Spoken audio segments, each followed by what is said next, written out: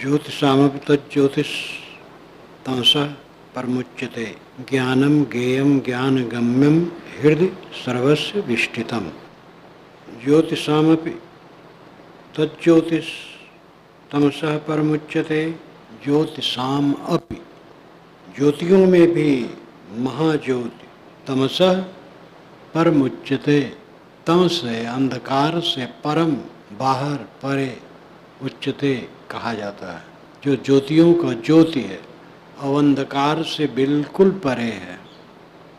ज्ञानम ज्ञेयम ज्ञानगम्यम हृदय सर्वस्व विष्टितम। ज्ञानम वो ज्ञान स्वरूप है, ज्ञेयम जानने योग्य है, ज्ञानगम्यम ज्ञान से जाना जा सकता है। हृदय हृदय सर्वस्व सबके विष्टितम बैठा स्थित है। जो ज्योतियों का ज्योति है, अंधकार से सर्वथा परे है, ज्ञान स्वरूप है, जानने योग्य है, ज्ञान से जाना जा सकता है, वह सबके हृदय में स्थित है। इससे अधिक और साफ आत्मा परमात्मा की व्याख्या क्या हो सकती है। त्रुटि यही आती है कि दूसरे ढंग से भी वाणी आ जाती है और इसी में लोग उलझ जाते हैं, फिर निर्णय नहीं कर पाते हैं कि क्या माने क्या ना माने। और इसी भ्रांत से ऊपर उठने के लिए स्वतंत्र विवेक की आवश्यकता है। आप अपने विवेक को खो करके सत्य नहीं पा सकते। अंधानुकरण अंधे नियमाना यथा अंधा। अंधे के पीछे अंधे चलते हैं। अंधे अंधा पेलिया दोनों कूप पर आए।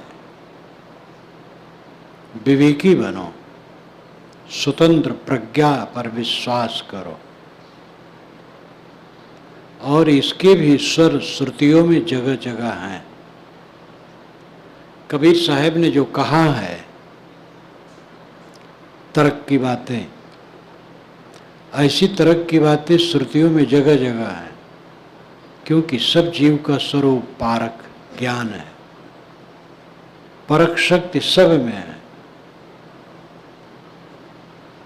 लेकिन बहुत कहने वाले हुए हैं, सीधा कहने वाले हुए, उल्टा कहने वाले भी हुए हैं। और एक ही विद्वान निर्भ्रांत न होने से वैसा भी कह दिया वैसा भी कह दिया। इसलिए श्रोताओं के लिए एक जंजाल हो गया, माने क्या। और यह द्वंद्व सदा से रहा है।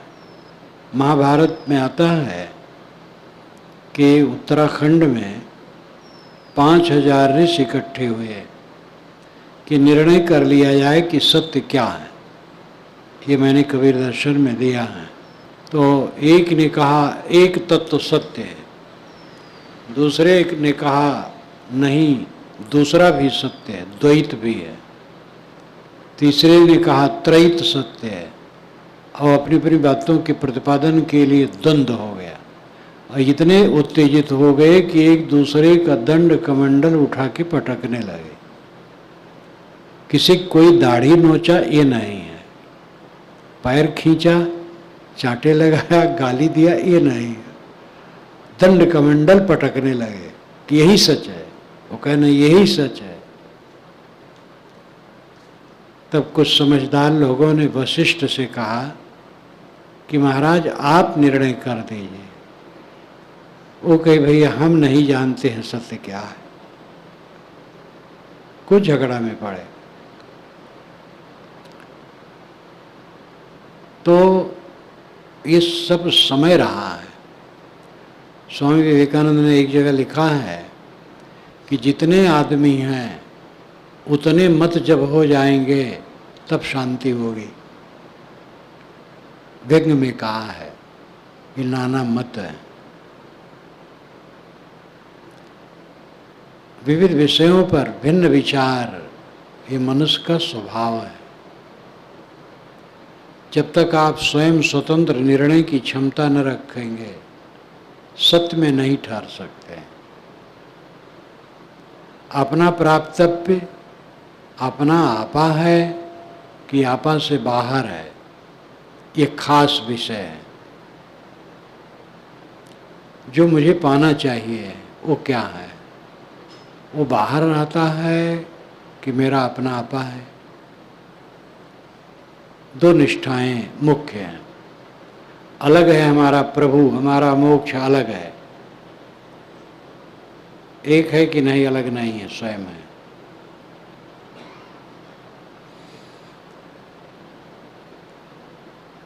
गत वर्ष के समय में, ठंड समय में, नवंबर दिसंबर का बीच होगा, गोंडा जिलम में था।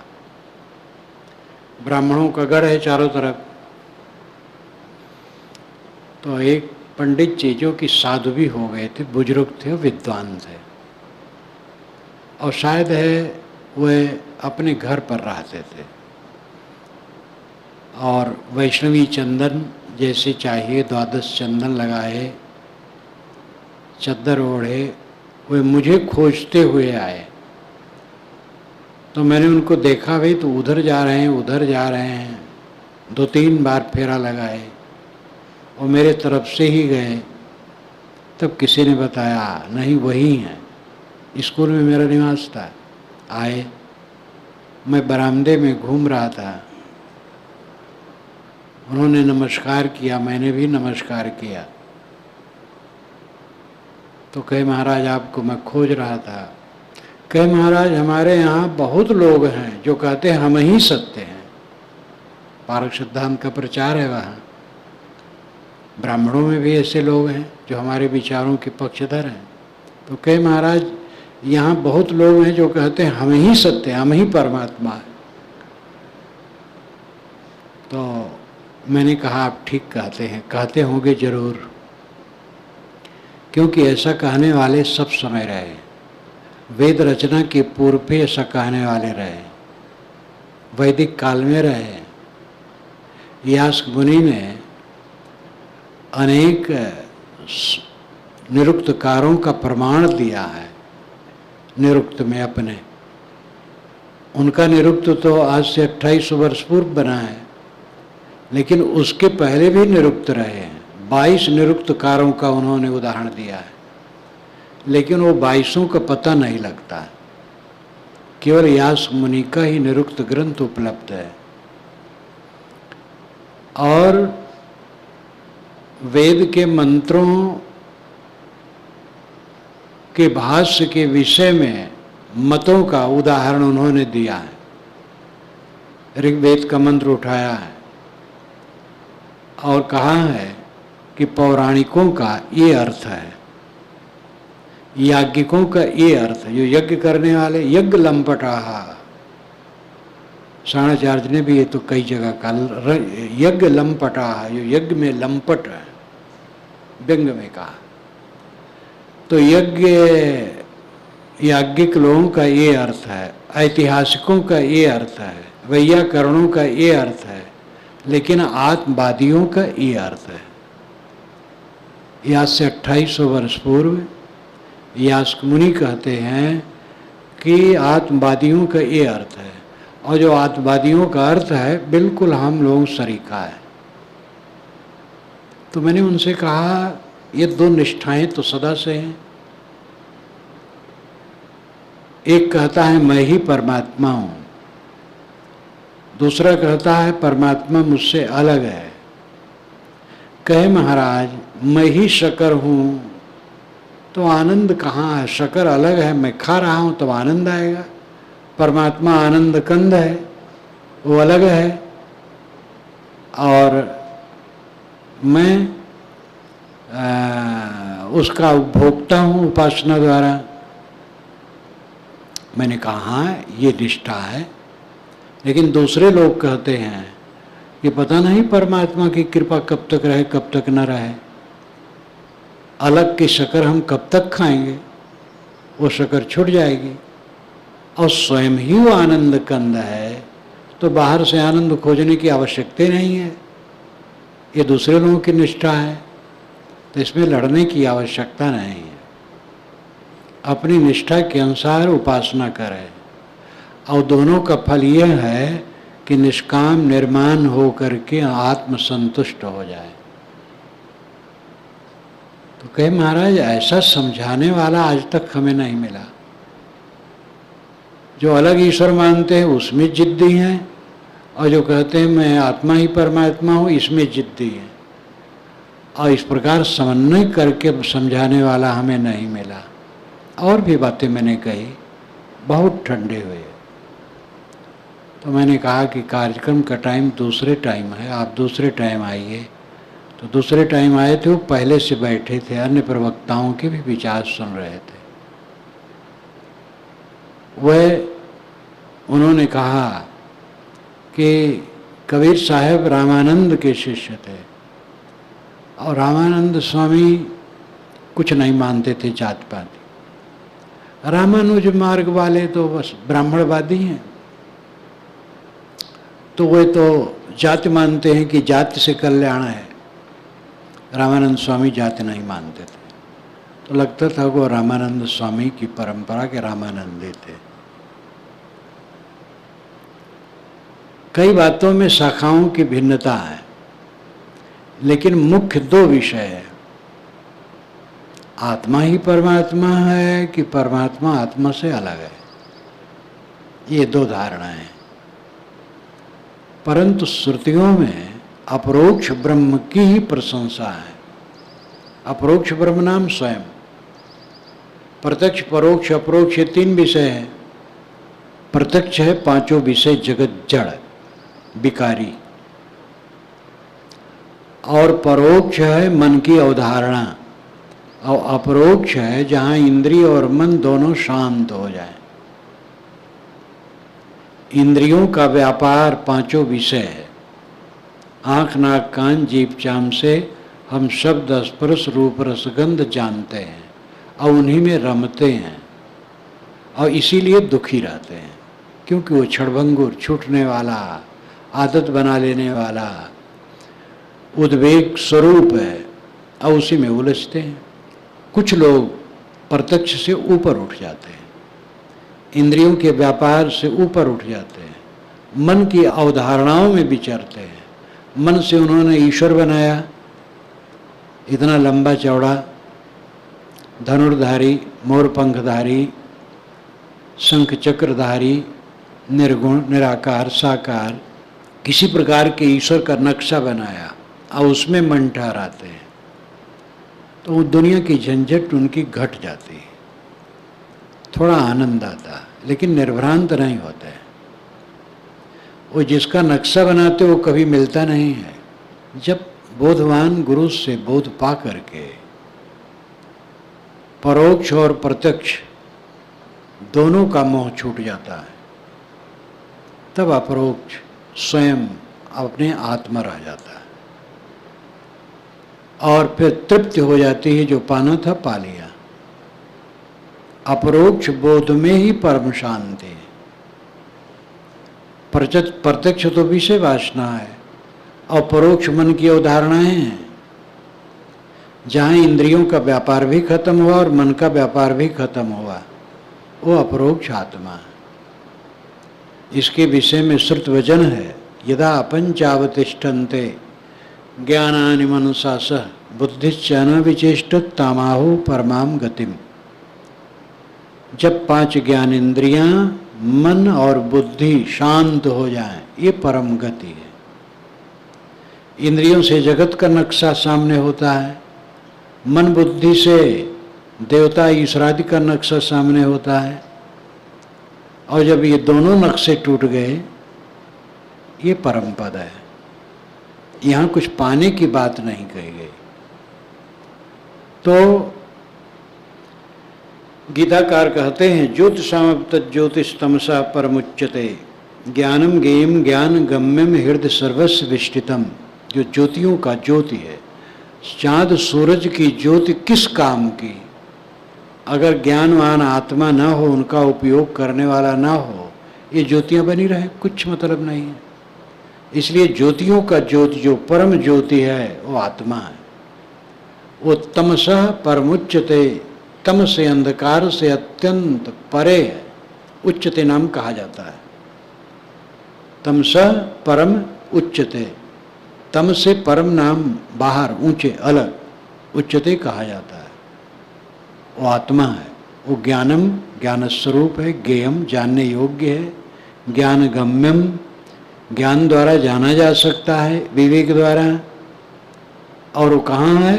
हृदय सर्वस्व विष्टितम, सबके हृदय में स्थित है।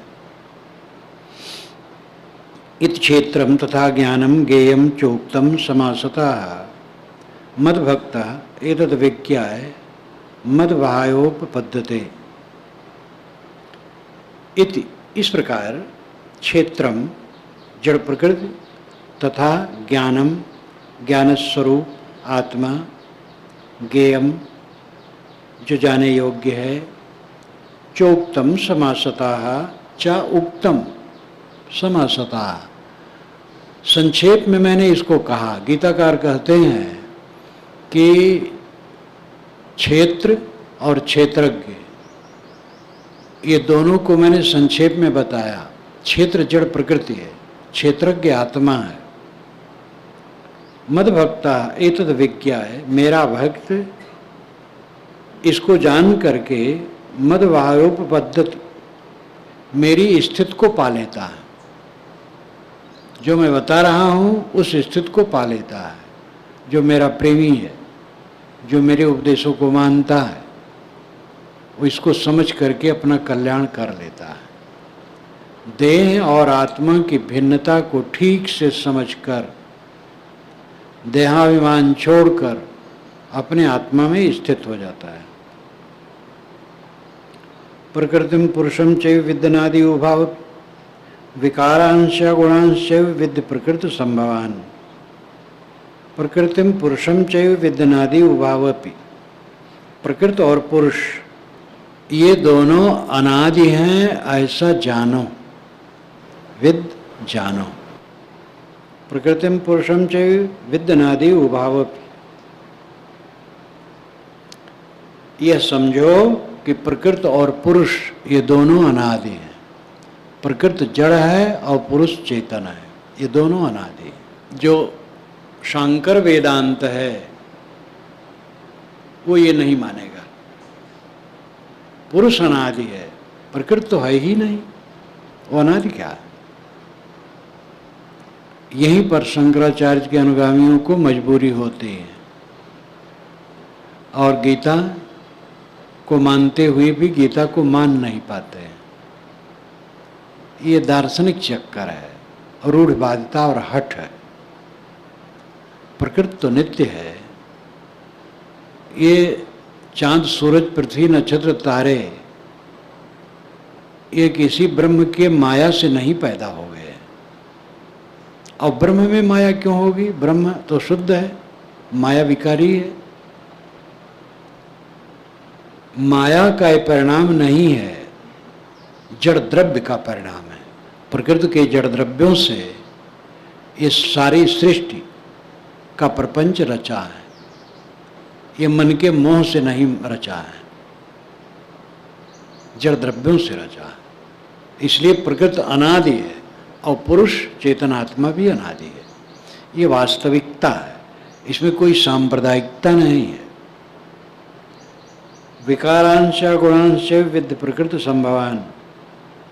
गीताकार कहते हैं कि विकारों के सहित गुणों को भी विद्य प्रकृति संभवान, प्रकृति से उत्पन्न समझो। ये जो विकार का मतलब परिवर्तन, जो रात दिन परिवर्तन आप देखते हैं, बनता है बिगड़ता है, बनता है बिगड़ता है, चीज़ों में निरंतर परिवर्तन। और गुणांश गुण विषय, उनके विषय शब्द स्पर्श रूप रसगंध, विद्य प्रकृति संभवान, प्रकृति से उत्पन्न समझो। ये प्रकृति से उत्पन्न है। मिट्टी पानी आग हवा का समुच्चय प्रकृति कहलाती है। तो ये प्रकृति से ही नाना पदार्थों का निर्माण और विनाश होता है और जीवों के देहों का निर्माण विनाश होता है, और पांचों विषय इसी में उपलब्ध होते हैं। ये सारा विकारी जड़ जगत प्रकृति का परिवर्तन है। ये बिल्कुल वैज्ञानिक दृष्टि से कहा जाता है और यथार्थ है। कार्य कारण कर्तृत्व हेतु प्रकृति रुच्यते, पुरुष सुख दुखानाम भोक्तृत्व हेतु रुच्यते। कार्य करण कर्तृत्व हेतु प्रकृति रुच्यते। कार्य और करण का जो होना है उसका हेतु प्रकृति ही रुच्यते, प्रकृति कही जाती है, माया नहीं, भ्रम नहीं। भ्रम से सूरज नहीं है, भ्रम से पृथ्वी नहीं है, ये मकान भ्रम नहीं है, ये ठोस पदार्थों से निर्मित है। इसमें ममता करना भ्रम है, ममता नहीं करना चाहिए बस। कार्य करण कर्तृत्व हेतु प्रकृति रुच्यते। कार्य जो निर्मित पदार्थ हैं, इसके अर्थ में है शरीर, और करण इंद्रियां जो ज्ञान के हेतु हैं। तो कार्य करण यानी कार्य शरीर और कर्ण इंद्रियां कर्तृत्व इसे जो बनी हैं, हेतु प्रकृति रुच्यते, इसका हेतु प्रकृति उच्यते, प्रकृति ही उच्यते, प्रकृति रुच्यते। संस्कृत की संधि बड़ी मोहक होती है, और दुनिया में जितनी भाषाएं हैं, मैं तो जानता नहीं हूँ कोई भाषा, लेकिन जहाँ तक लगता है संस्कृत जैसा सौंदर्य मुश्किल है। इसका व्याकरण भी अद्भुत ठोस, संधि से इसका सौंदर्य बढ़ जाता है और अर्थ में जटिलता हो जाती है। लेकिन अलग अलग कर दो, सौंदर्य समाप्त, अर्थ तो सरल हो जाएगा, लेकिन सौंदर्य समाप्त, प्रवाह समाप्त। जैसे इसमें प्रकृति रुच्यते, साधारण आदमी समझेगा प्रकृति रुच्यते, रुचि होना, प्रकृति में रुचि होना, लेकिन ये अर्थ नहीं है, ये संधि है। अलग अलग कर देने पर हो जाएगा प्रकृति ही उच्यते। जो राह है वो टूट जाएगा, वो विसर्ग बन जाएगा, और राह में जो ऊ है वो पूरा ऊ हो जाएगा। उच्यते, उच्यते नाम उच्चारण करना, कहना। प्रकृति रुच्यते, प्रकृति उच्यते, प्रकृति कही जाती है, ये अर्थ हुआ। कार्यकरण कर्तृत्व हेतु प्रकृति रुच्यते, शरीर और इंद्रियों का हेतु प्रकृति कही जाती है। और इसका लाक्षणिक अर्थ हुआ जितना निर्मित पदार्थ है उन सब का कारण प्रकृति कही जाती है। पुरुषा सुख दुखानाम भोक्तृत्व हेतु रुच्यते। और जो पुरुष है, आत्मा है, वो सुख दुखानाम भोक्तृत्व, सुख दुख का वो भोग करता है, और सुख दुख भोग में वही हेतु है। सुख दुख का भोग करने वाला कौन है? पुरुष, आत्मा। आत्मा ही को सुख दुख का अनुभव होता है। वेदांती जो कहते हैं कि सुख दुख देहिनो धर्म, क्षुधा पिपासा प्राण, हर सुख मनो धर्म, पोते शुद्ध भगवान। सुख दुख देह का धर्म है, हर सुख मन का धर्म है, भूख प्यास प्राण का धर्म है, मैं तो शुद्ध भगवान हूं। तो ये शुद्ध आत्मा की दृष्टि से कहना ठीक है, लेकिन देहधारी ही तो खाता पीता है और भूख प्यास उसको लगती है। सुख दुख देह के द्वारा होता है, लेकिन अनुभव चेतन पुरुष को होता है। अगर हमें सुख दुख नहीं होता है तो दुख से मुक्त होने के लिए प्रयास क्यों करें? सुख दुख आत्मा ही को होता है। ये ठीक है कि स्वरूपता हो सुख दुख से परे है, देह इंद्रिय ना हो उसको कोई सुख दुख नहीं है, लेकिन देह इंद्रियों के संघात में सुख दुख का अनुभव उसे ही होता है। इस वास्तविकता को समझने और कहने में क्या लज्जा है? तो वेदांती लोग बहुत अतिशयोक्त करने लगते हैं, मैं तो शुद्ध आत्मा हूँ, मुझे कुछ नहीं है, सुख दुख आत्मा का धर्म नहीं है। तो ये कहना गलत नहीं है, शुद्ध आत्मा में सुख दुख कुछ नहीं, लेकिन प्रकृति में जो स्थित आत्मा है, देहधारी आत्मा है, सारा सुख दुख तो उसी के जिम्मे है। जो ज्ञाता है, ज्ञाता ही कुछ तो सुख दुख होगा। इसीलिए दुखों से मुक्त होने के लिए प्रयास करने की आवश्यकता है। तो कार्य और करण का हेतु प्रकृति है और सुख दुख का हेतु पुरुष है। ये सरल अर्थ हुआ। कार्य और करण, निर्मित पदार्थ और इंद्रियां, ये सब का हेतु जड़ प्रकृति है। जड़ प्रकृति से समस्त निर्मित पदार्थ हैं और इंद्रियां हैं और ये प्रपंच है। लेकिन उसमें जो सुख दुख का अनुभव करने वाला है वो आत्मा है, पुरुष है।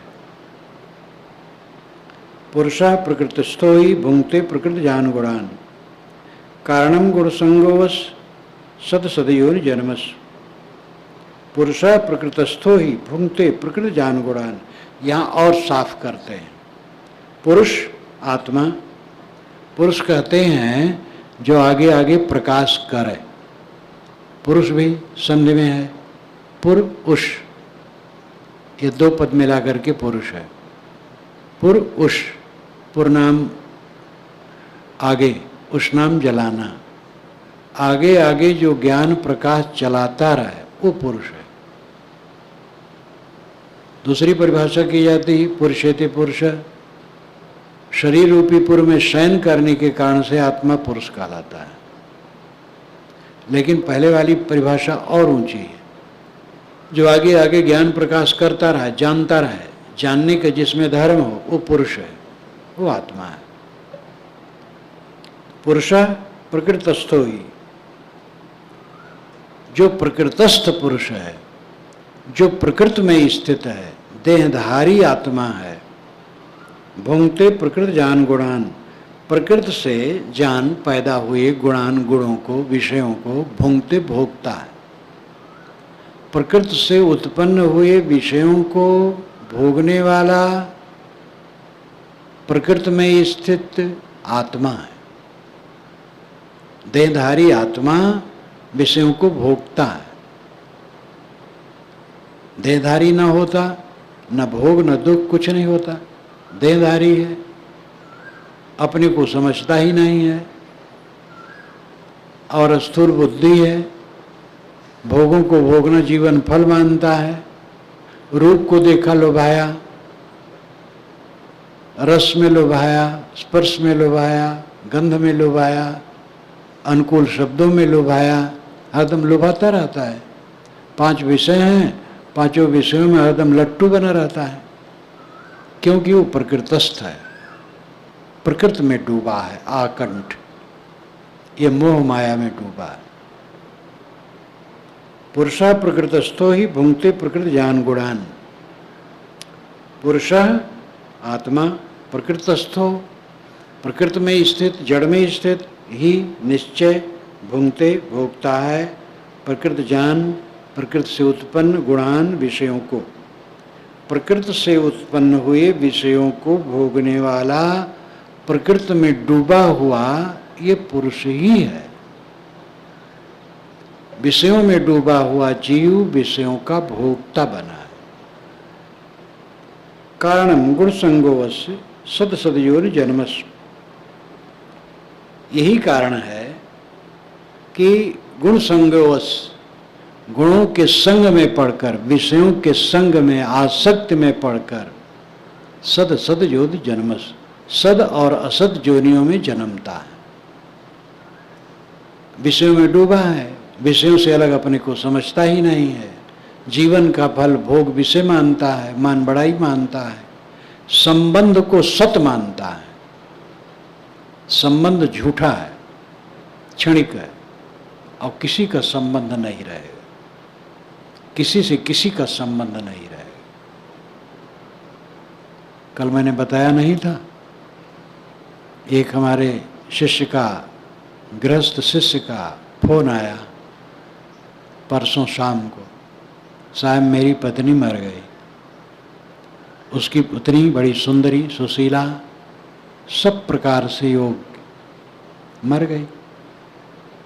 जब से विवाह हुआ था उससे अभिन्न जैसा था, बड़ा मोह था, और छूट गई। अब क्या करे, कहाँ पाएगा वो? ये चीज़ें मिलती हैं, हम भावुक हो जाते हैं, समझते इसे रहेगा, अचानक सब खो जाने वाला है। रविन्द्रनाथ टैगोर बैठे थे, तो नाम मैं नहीं जानता हूँ क्या चीज़ होती है, पड़ी थी, चाम जैसी होती है, मक्खियाँ आके उसमें बैठती तो चिपक जाती, तो बहुत सी मक्खियाँ उसमें चिपक गई थी। तो कोई आया, कहा गुरुदेव क्या है? कि यही तो माया है, माया में आके सब जीव चिपक चिपक के मर रहे। हंसी हुई। तो ये जो मोह माया है, जो चारों तरफ दिखाई देता है, स्थिर नहीं है, सच नहीं है, मिथ्या है, खो जाने वाला है। इसको जब सब समय ऐसा देखे कि रहने वाला नहीं,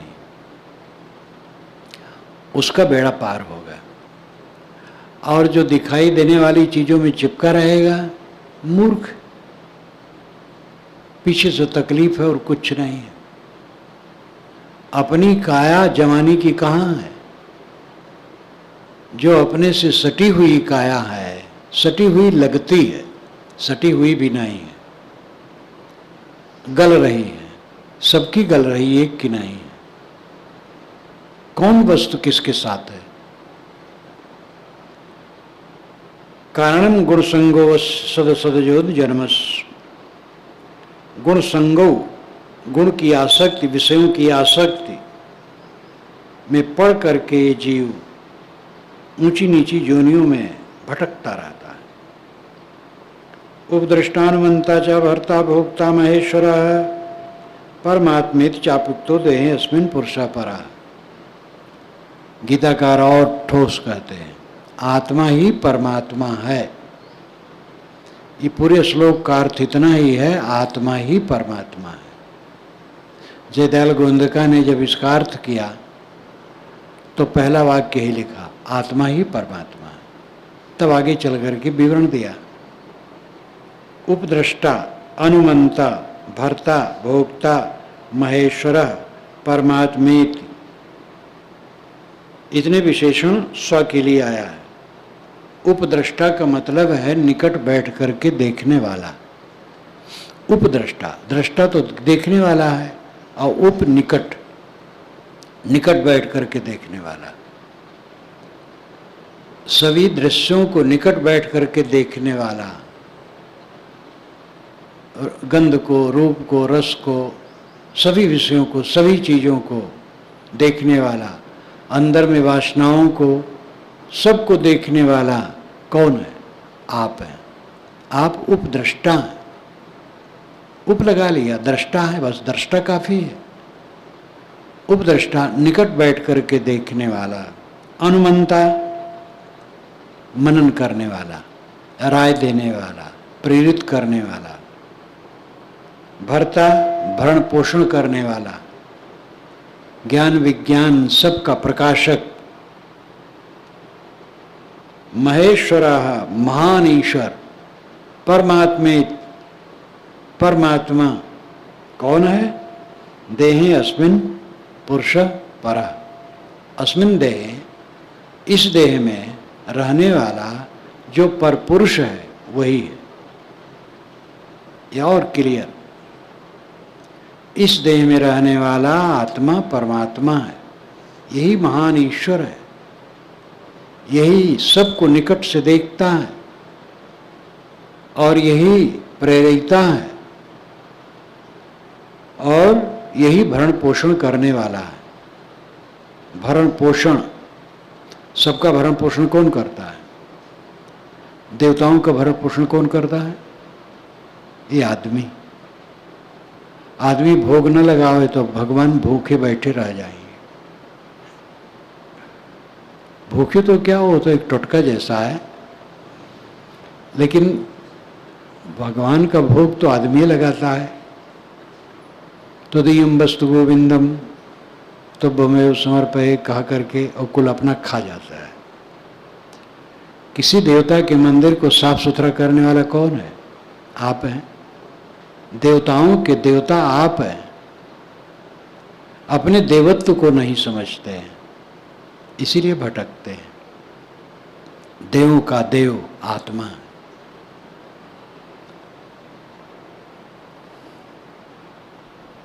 ये आत्मा परमात्मा है, परम ईश्वर है। इसे बाहर कुछ नहीं खोजना है। यही सबका भरता है, भरण पोषण करने वाला। झगड़ा एक बढ़ो राजा राम, जो निर्वार है सो निर्वाण। ब्रह्म बड़ा की जहाँ से आया, वेद बड़ा की जिन उपजाया। ईमन बड़ा की जहीमन माना, राम बड़ा की राम ही जाना। ब्रह्म ब्रह्म कबीरा फिरे उदास, तीर्थ बड़ा की तीर्थ का दास। इतनी ही पंक्तियों में साहब ने इतने प्रश्न किए हैं। लिंडा हैस ने लिखा है कि मुक्केबाज की तरह कबीर प्रश्न करते हैं, चारों तरफ से घेर देते हैं और उत्तर नहीं। झगड़ा एक बढ़ो राजा राम, हे राजा राम। साहब मनुष्य को राजा राम कहते, तू राजा राम है, महान है, परमात्मा है, लेकिन एक झगड़ा है उसमें तू पड़ गया है। जो निर्वारे सो निर्वाण, जो निर्वार करे वो निर्वाण पाता है, कल्याण पाता है। ब्रह्म बड़ा की जहाँ से आया। अगर तू ब्रह्म नहीं है, अलग ब्रह्म है, तो ब्रह्म बड़ा है कि ब्रह्म की कल्पना करने वाला बड़ा है? तब पंडित ने कहा कि वेद में लिखा है ब्रह्म बड़ा है, इसलिए हम अपने से अलग उसको बड़ा मानते हैं। तो साहब ने कहा वेद बड़ा कि जिन उपजाया। वेद बड़ा है कि वेद का लिखने वाला बड़ा है? तो उन्होंने कहा हम वेद को बड़ा मानते हैं। तो साहब ने कहा ईमन बड़ा कि जही मन माना। मन बड़ा है कि मन का मानने वाला बड़ा है? तब पंडित ने कहा कबीर आप तो पीछे पड़ जाते हैं, हम तो परमात्मा को मानते हैं बस। तो साहब ने कहा राम बड़ा कि राम ही जाना। वो परमात्मा और राम आप कहते हैं तो उसका जानने वाला बड़ा है कि राम बड़ा है? ब्रह्म ब्रह्म कबीरा फिरे उदास, तीर्थ बड़ा कि तीर्थ का दास। लोग भटक भटक करके तीर्थों में घूमते हैं भगवान पाने के लिए, तो तीर्थ बड़ा है कि तीर्थ का दास बड़ा? तीर्थ का दास तीर्थ में न जाए, तीर्थ बेकार हो जाए। तीर्थ का प्रबंध स्वामी पथिक जी महाराज हरिद्वार में भाषण कर रहे थे, मैं सुन रहा था। ये 74 की बात शायद होगी। तो वो भी खूब तर्क की बात बीच बीच में कहते थे देखो यहाँ दर्शनार्थी आए हैं, मुक्त होने आए हैं, यहाँ गंगम नहा के सब मुक्त होने आए। मेहतर और पुलिस नर है तो पूरा हरिद्वार नरक कर देंगे लोग। मुक्ति तो उनकी होगी नहीं और दूसरे भी नरक कर देंगे। खूब खरा कहते थे, मुक्ति तो इनकी होगी नहीं, ये इस क्षेत्र को भी नरक कर देंगे। तो अगर तीर्थ यात्री तीर्थ में न जाएं तो तीर्थ को कौन बनाएगा? वेदों में किसी तीर्थ का परिचय नहीं है, क्योंकि तब ये तीर्थ का कोई पता नहीं था। मनुष्यों ने बनाया, अच्छा किया, आना जाना चाहिए, लेकिन विवेक से समझने की जरूरत है। साहब कहते हैं जानने वाला श्रेष्ठ है, तुम अपने को पहचानो, क्यों भटक रहे हो? सबका भरता भरण पोषण करने वाला आत्मा है। शुक्ल यजुर्वेद में आता है हिरण्मयन पात्रेण सत्यस्यापहितम मुखम तत्त्वं पूषण पावरण सत्य धर्माय दृष्टे। हिरण्मयन पात्रेण, हिरण्मय पात्र से, सोने के चमकते जैसे बर्तन से, सत्यस्यापहितम मुखम, सत्य का मुख अपहित है, ढका है। अर्थ है चमक दमक से सत्य ढका है। ये दुनिया की चमक दमक, इसी में सत्य ढका है। हम अपने स्वरूप को नहीं पहचानते हैं। तत्त्वं पूषण अपावरण, तत्त्वं पूषण अपावरण, तत् उसे, तुम तू, पूषण अपूषण अपावरण हटा दे। पूषण कहते हैं सूर्य को। पूषण का शाब्दिक अर्थ होता है जो पोषण करे। सूर्य सबका पोषक है, वेदों में आता है सूर्य सबका पोषक है। सूर्य राधा पति है, वेद में आता है, राधा धन, पति मालिक। सूर्य अपनी किरणों से समुद्र का पानी खींचकर आकाश में ले जाता है, वहीं से बरसाता है, तो पूरी पृथ्वी गर्भवती होती है और सब कुछ की उत्पत्ति होती है। इसलिए सूर्य पोषण है, पोषण है, सबका पोषक है। तो कितने लोग इतने अर्थ कर लेते हैं, तत्त्वं पूषण अपावरण, हे सूर्य भगवान उसे तुम हटा दो, लेकिन ये अर्थ नहीं। यहाँ पोषण जो मोह माया को हटाने की बात है वो आत्मा है, पोषण पोषक आत्मा है। ज्ञान विज्ञान का पोषण आत्मा करता है, सारे शास्त्रों का रचयिता, सारे ज्ञान विज्ञान का शोधक प्रबंधक आत्मा है। इसलिए आत्मा पोषण है। आकाश में सूरज पोषण है और हमारे शरीर में पोषण आत्मा है। वो आदिदैविक अर्थ है, ये आध्यात्मिक अर्थ है। आदिदैविक, आध्यात्मिक, आदि यज्ञिक, आदि भौतिक, ये विविध प्रकार के अर्थ वेदों में होते हैं।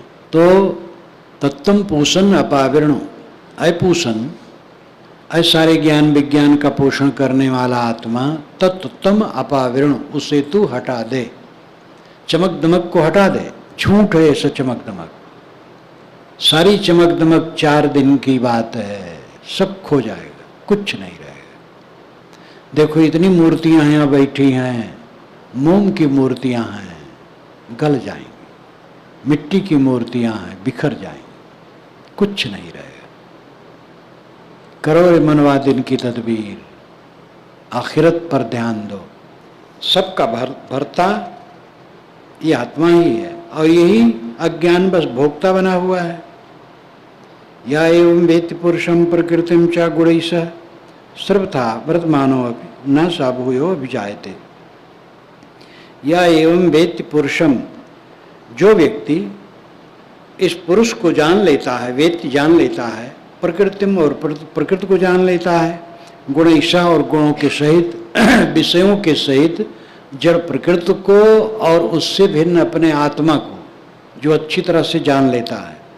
सर्वथा वर्तमानो अपि, वो जीवन में सर्वथा बर्ताव करते हुए, न सा भूयो अभिजायते, वो फिर से जन्म नहीं लेता है। जानने की बात क्या है कि मैं चेतन दृष्टा जड़ से अलग हूं।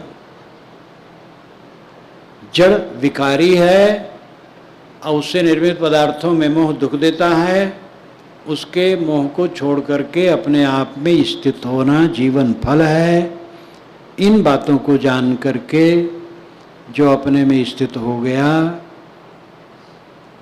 न सा भूयो अभिजायते, वह फिर से जन्म नहीं लेता। और जब तक जीवन है सर्वथा वर्तमानो अपि, सर्वथा वर्तमान करते हुए भी। अब इसी में निर्लिप्तवादी लोग अर्थ लगा देते, सर्वथा वर्तमानो अपि, सब कुछ करते हुए वो मुक्त रहता है। यहाँ तक वेदांती लिखते हैं कि विषयों को भोगते हुए भी वो मुक्त रहता है। विषयों को भोगते हुए भी एक मर्यादा का अर्थ है। खाना पड़ता है, रस विषय है, छूना पड़ता है, अपना स्नान करो तो देह रगड़ना पड़ता है, तो छूना भी स्पर्श है, विषय है। आँख से देख के चलना पड़ता है, देखना भी विषय है। तो सूंघना पड़ता है, गंध सुगंध जो आती है, आवाज़ सुनना पड़ता है। तो ये विषयों का उपभोग मतलब शरीर की रक्षा के लिए पदार्थों का उपयोग करते हुए, ये इसकी मर्यादा है। अब कहे विषयों का भोग करते हुए, मैथुन करते हुए मुक्त रहता है। मैथुन का अर्थ क्या है? गर्भधारण। गर्भधारण एक संसारी स्थिति है। ज्ञानी वो क्रिया क्यों करेगा? और वो क्रिया करेगा, आसक्ति बनेगी, वासना उसी से रात दिन दृढ़ है, और उसी वासना में फिर बहेगा तो निवृत्त कैसे होगा? लेकिन निर्लिप्तवादी लोग ये अनर्थ करते हैं और गीता का खूब दुरुपयोग करते हैं। यहाँ तो अर्थ श्लेष है, सर्वथा वर्तमानो, चिपका हुआ है, सीधा नहीं है।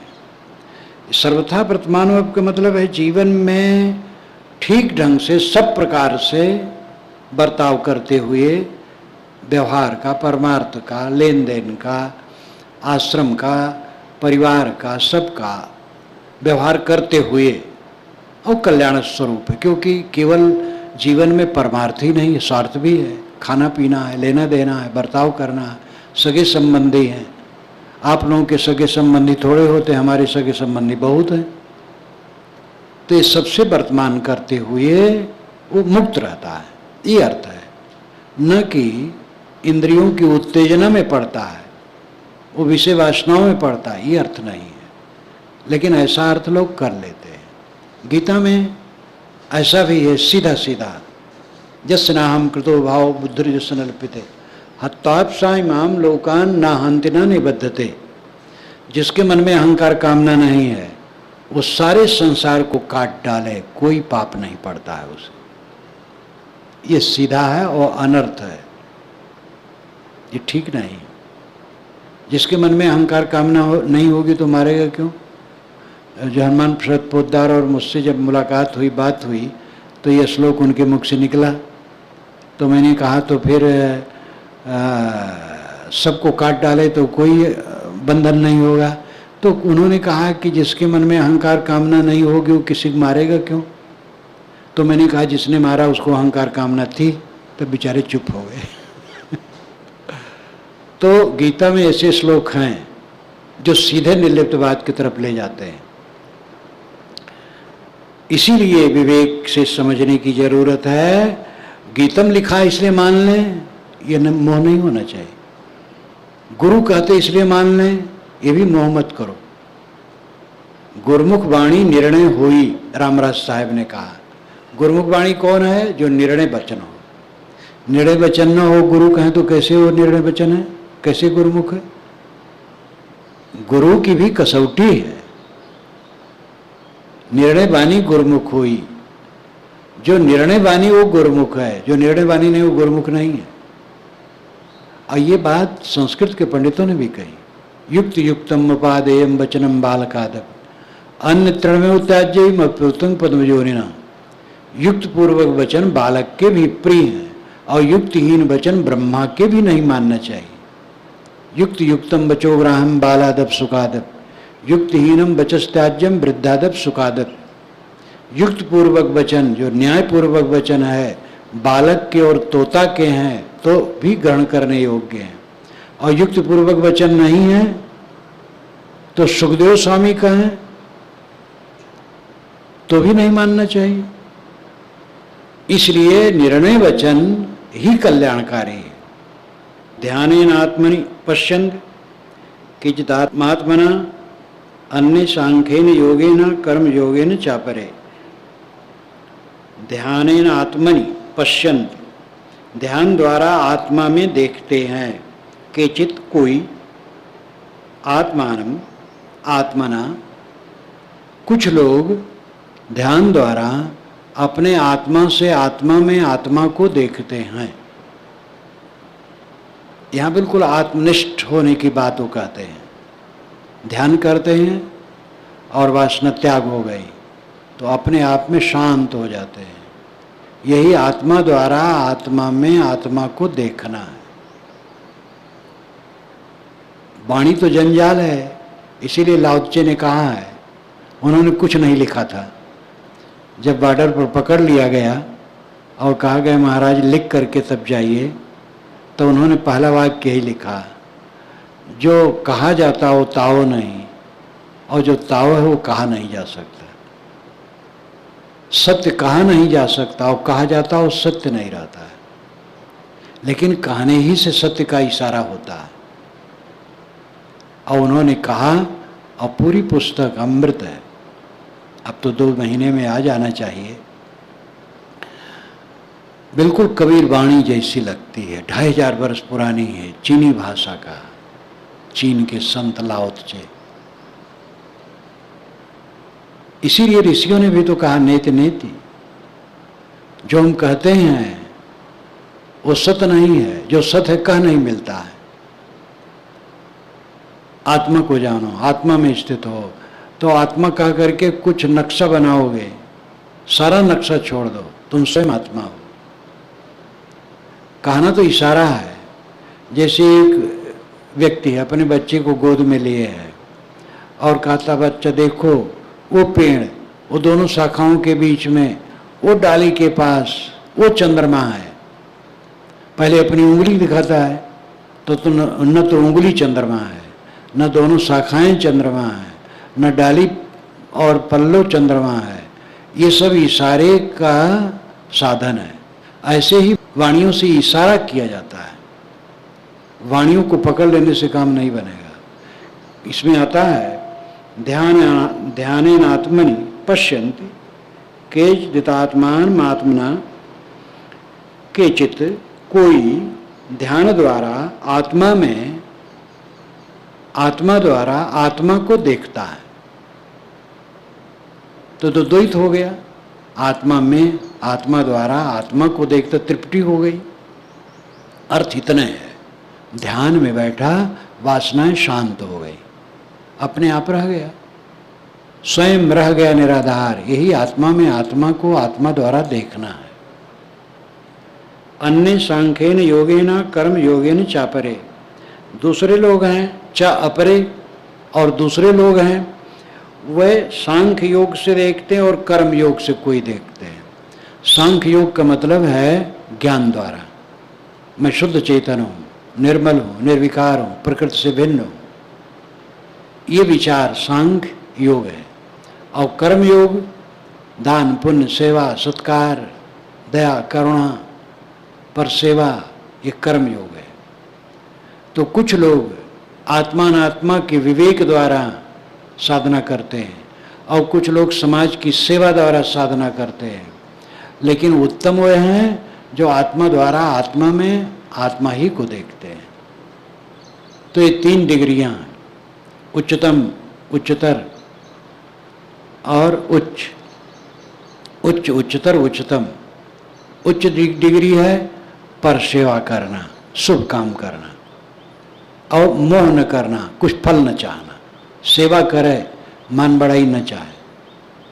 तो ये उच्च स्तर है। उच्चतर स्तर है कि अपने आत्मज्ञान पर विचार करे, मैं देहात से भिन्न शुद्ध चेतन हूँ, इसी भावाकार में रहे। और उच्चतम स्थित है ध्यान द्वारा वासना त्याग दे, अपने आप शांत। अपने आप शांत की स्थिति को व्यंजित करने के लिए ये शब्दों का जंजाल है। आत्मा द्वारा आत्मा में आत्मा को देखना, और ये भेद न समझ पावे तो कुछ देखना शुरू करेंगे लाल पीला, फिर भ्रम में पड़ेंगे। अन्य त्वय मजानन्तः श्रुत्यानेभ्य उपासते ते अपि चाति तरन्तेव मृत्युम श्रुतिपरायण। दूसरे लोग हैं वे बेचारे कुछ नहीं जानते हैं, वे सुन सुन करके कुछ उपासना करते हैं, कुछ उनको ज्ञान नहीं आत्मा परमात्मा का, जड़ चेतन का, प्रकृति पुरुष का कुछ ज्ञान नहीं। वे सुनते रहते हैं और सुन सुन करके जैसे बन सकता है जहाँ कहीं भी कुछ न कुछ उपासना करते रहते हैं। ते अपि चातरन्तेव मृत्युम श्रुतिपरायण। लेकिन जो श्रुतिपरायण है, सुनता है, समझता है, श्रद्धा रखता है, तो धीरे धीरे धीरे धीरे वो भी रास्ता पकड़ लेता है। और रास्ता पकड़ लेता है तो कभी ते अपि, वह भी चा अति तरन्तेव मृत्युम, वे भी मृत्यु से पार चले जाने की स्थिति में पहुंच जाते हैं।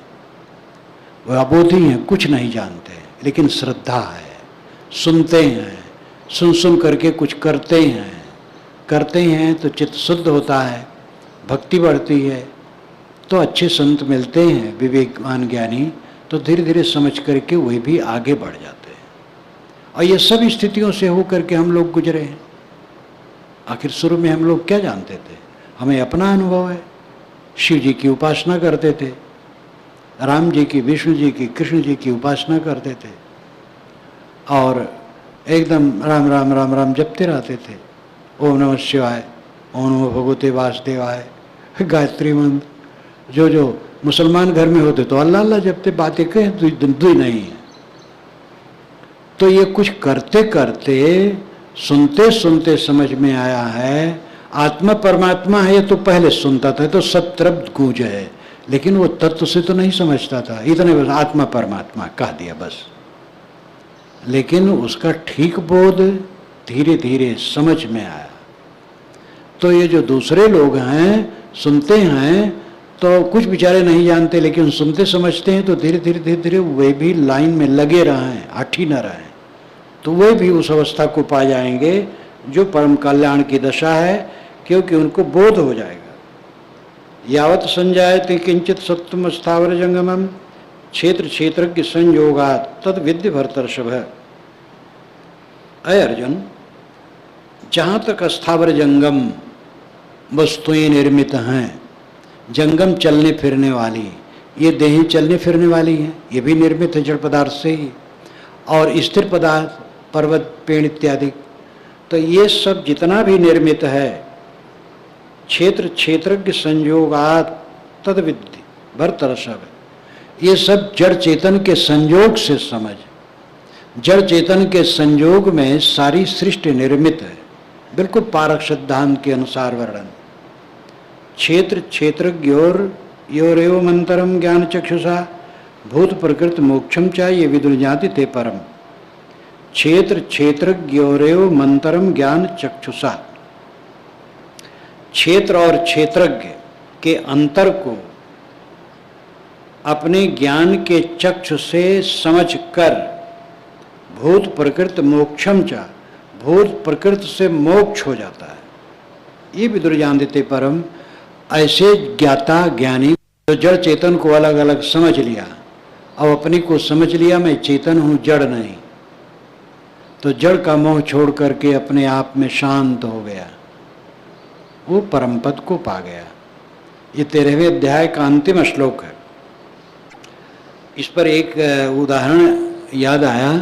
सन 1965 में हरिद्वार में दक्षिणी भारत का एक विद्वान जो विशिष्टाद्वैतवादी था, वैष्णव, दक्षिणी भारत में वैष्णव धुरंधर हैं। कितने घर हैं दक्षिणी भारत में जहाँ संस्कृत में बोलते हैं, कोई आवे तो संस्कृत में बोलेंगे, संस्कृत नहीं जानता है तो उसको आदर नहीं देंगे। तो एक विद्वान आया, हरिद्वार में पर्चा छपवा करके फैलवा दिया, अखबारों घोषित कर दिया कि ब्रह्म सत्यम जगन मिथ्या कहने वाले नास्तिक है। जगत नित्य है, जगत मिथ्या कैसे है? जिसको शास्त्रार्थ करना हो कर ले। ऋषिकेश हरिद्वार के सन्यासी हिल गए बेचारे, किसी की हिम्मत नहीं हुई, करपात्री के पास दौड़े। उस समय स्वामी करपात्री जी महाराज जीवित थे और बिल्कुल स्वस्थ थे और दिल्ली में रहते थे, उस समय दिल्ली में थे। करपात्री जी तो चाहते थे कोई ललकारे हमें, और तो शास्त्रार्थ के लिए ललकारते रहते थे, धुरंधर थे शास्त्रार्थी, दिन भर संस्कृत में बोलते रहे। तो उन्होंने कहा मैं उत्तर दूंगा, शास्त्रार्थ में करूंगा। हरिद्वार में तिथि निश्चित हुई, गंगा के तट पर सभा हुई, एक मध्यस्थ हुए, हारने वाला 10,000 रुपया दे। उस जमाने में 10,000 काफ़ी था, आज तो 10,000 कुछ नहीं है, तो 10,000 हारने वाला दे। और दोनों तरफ मंच लगा, दक्षिणी भारत का पंडित बैठा और इधर करपात्री जी बैठे। मेजॉरिटी तो करपात्री जी की थी, दक्षिणी भारत का तो अकेला आया था। हरिद्वार ऋषिकेश में वेदांती हैं, वैष्णव नहीं है, लेकिन वो साहसी था। तो पहले दिन दुर्भाग्य से माइक एक ही था, जब करपात्री जी बोले तब उठा के ले जाए उनके पास, तो वो बोले, तो इसमें होते होते करपात्री जी बेचारे हकला गए। करपात्री जी में उसे हकलाहट थी, शुरू में हकलाते थे, लेकिन वो आदत से हकलाते थे और वैसे प्रकृति थी। फिर प्रवाह चलता था खूब धारा, लेकिन वो तर्क से हकला गए। तो लगा कि 2 दिन का मामला था, तो वो तो सभा खत्म हो गई। अब उदासी आई करपात्री जी के समाज में, सन्यासियों में। दूसरे दिन करपात्री जी जल्प और वितंडा को लेकर के शुरू किए। शास्त्रार्थ में वाद, जल्प और वितंडा ये 3 होते हैं। वाद है सात्विक चर्चा, साहेब ने बाद ही को माना है, अपनी कहे मेरी सुने सुन मिल एक होए, हमरे देखत जग जात है ऐसा मिला न कोई। ये बीजक की साकी है। साहब कहते अपनी कहे मेरी सुने और सुन मिल एक होए, सुन करके मिल करके एक हो जाए। ये चर्चा कबीर साहब की है और संतों की है। जल्प है अपने मत का प्रतिपादन करना और दूसरे मत का खंडन करना, और वितंडा है अपना मत न रखना, दूसरे केवल खंडन करना। तो इसमें और जल्दी विजय होती है। अपना मते कुछ नहीं रखते हैं और दूसरे खंडन करते जाते हैं। तो जल्प और वितंडा करपात्री जी ने शुरू किया, और वह पहले दिन थोड़ा झुक गए थे, तो दूसरे दिन तैयार होके आए थे कि लड़ करके परास्त करना है। तो बस वितंडा करके कहे कि आप निग्रह स्थान में आ गए, निग्रह स्थान ही हार गए, आप निग्रह स्थान में आ गए, अब 10,000 रुपया दीजिए। उन्होंने कहा मुझे माइक दीजिए, मैं बात करता हूं, तो माइक नहीं दिया गया। तो एकांगी बात की गई और कहा गया हार गए दक्षिणी पंडित, लेकिन वो हारा नहीं था। और खास बात तो यह है, ऐसी बात में कोई हारता नहीं। जिसकी लाठी भैंस उसी की, चपल विपुल जन जीत तिसी की। शास्त्रार्थ में उसकी जीत होती है जो बोलने में बर्बर हो, और वो कोई ज्ञान की बात नहीं है, शास्त्रार्थ तो उद्दंडता है। गंवई लोगों को लाठी चलाना और विद्वानों का शास्त्रार्थ करना दोनों एक समान है। कोई जमाना था जब शास्त्रार्थ बहुत होता था, आज जमाना ऐसा नहीं। आज तो सब शांति से लोग बात करते हैं। उसके पश्चात 66 का कुंभ मेला प्रयाग में लगा। तो जब मैं करपात्री जी को मैं रोज सुनता था, तो जाऊं ओ ललकारते रहे, हाय कोई शास्त्रार्थ करने वाला आ जाए, 1-2 बार कह देते थे। एक दिन पहले दिन माधवाचार्य आए, उनके लिए एक बालू का भिट्टा, 3 बालू का भिट्टा रखते थे, एक अपना बैठते थे बीच में और दाहिना वाला खाली रहता था। बाएं वाले एक पुराने शंकराचार्य जो यहाँ के रहते थे, अब वो मर गए, अब दूसरे हैं। तो जैसे माधवाचार्य को देखे, वो विशिष्टाद्वैतवादी थे, दिल्ली के पंडित थे, धुरंधर, करपात्री जी को दहला देने वाले थे वो। तो अच्छा माधवाचार्य जी महाराज आ रहे हैं, अब तो शास्त्रार्थ होगा, आइए आइए। बड़ा बड़ा प्रपंच है, ये उनकी आदत रहे बीच में कहने, बड़ा बड़ा प्रपंच है। माधवाचार्य बैठे, सज्जनों बैठो, यहाँ बड़ा बड़ा प्रपंच नहीं, यहाँ सत्संग है। करपात्री जी को पहले ही मात कर दी। वे विशिष्टाद्वैत मत वाले थे, ईश्वर जीव प्रकृति तीनों अलग अलग हैं। करपात्री जी कहते थे एक ब्रह्म है बस और कुछ नहीं। लेकिन करपात्री जी इस ब्रह्मवाद को उछालते नहीं थे। अपने प्रवचन में तो सदाचार की ही बात कहते थे, लेकिन रोज ताल ठोकते थे, हाय कोई शास्त्रार्थ कर ले। तो सोचते थे जैसे दक्षिण भारत का पंडित किया था, तैसे हमसे कोई आकर के लड़ ले। ये सब अच्छा नहीं। यस्यामतम तस्मतम मतम यसन वेद सा अविज्ञातम विजानताम विज्ञातम अभिजानताम। ये शुद्ध वचन है। जो कहता है मैं जानता हूँ नहीं जानता है, जो कहता मैं नहीं जानता हूँ जानता है। जानने वाले के लिए वो नहीं जानने के समान है, नहीं जानने वाले के लिए जानने के समान है। एक कोमल भाषा, विनम्र हो जाओ, मैं जानता हूँ, उद्दंडता न करो। जान करके तो शांति मिलती है। आत्मज्ञान हो गया तो उबला जाता है कहीं। तो वेदांत तो लोग कहते हैं, लेकिन वेदांत के मर्म को नहीं ग्रहण करते, उलझ जाते हैं। तो इसी में खास बात तो ये भूत प्रकृति मोक्षम चा, इसको लेकर के हरिद्वार में उलझा था। ये बात आई तो याद आया, भूत वेदांती मानते हैं जब क्षेत्र क्षेत्र का ज्ञान हो गया तब ये हो जाता है भूत प्रकृति है ही नहीं, क्योंकि ब्रह्म एक ही है, जड़ जगत कहाँ है। भूत प्रकृति मोक्षम चा, भूत प्रकृति का मोक्ष हो जाता है। भूत प्रकृति रहती ही नहीं, जड़ जगत रहता ही नहीं। दक्षिणी पंडित कहते थे भूत प्रकृति मोक्षम चा, भूत प्रकृति से जीव का मोक्ष हो जाता, अलग हो जाता है, ये अर्थ है। और यही अर्थ सच है। जब क्षेत्र क्षेत्र को जान लिया तो क्षेत्र से क्षेत्र अलग हो गया, बस मुक्त हो गया। जड़ चेतन जान लिया तो चेतन जड़ से अलग हो करके अपने आप में शांत हो गया। जड़ का मोक्ष हो गया, जड़ रही नहीं गया। ये कोई बात हुई? ये मकान है, मकान को जान लिया ये जड़ है, तो इसमें मोह नहीं करते हैं, बस इससे मुक्त हैं। अब हम कहते हैं कि हमने शरीर मकान को जान लिया तो मकान उड़ गया। मकान कहाँ उड़ जाएगा? मकान तो है। मकान का मोह उड़ गया। तो भूत प्रकृति मोक्षम चा, इसी को लेकर के महाकठुज्जति हुई। भूत प्रकृति से मोक्ष हो गया और भूत प्रकृति का ही मोक्ष हो गया। तो भूत प्रकृति का मोक्ष क्या होगा? जड़ तो नित्य है, भूत प्रकृति से आत्मा का मोक्ष हो गया। इस प्रकार वहां विवाद हुआ था।